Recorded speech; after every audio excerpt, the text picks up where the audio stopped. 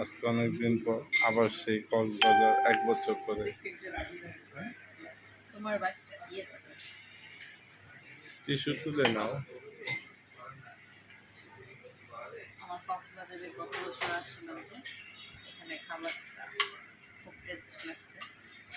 আমরা আমরা ওখানে উঠেও দেখছি খাবার থেকে আমার কাছে ভালো লাগতে গেছে, অনেক ভালো লাগছে।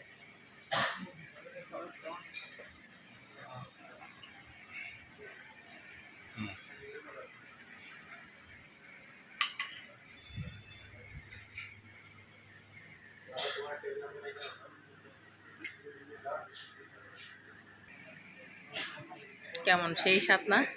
একই রকম। কি মনে হয়?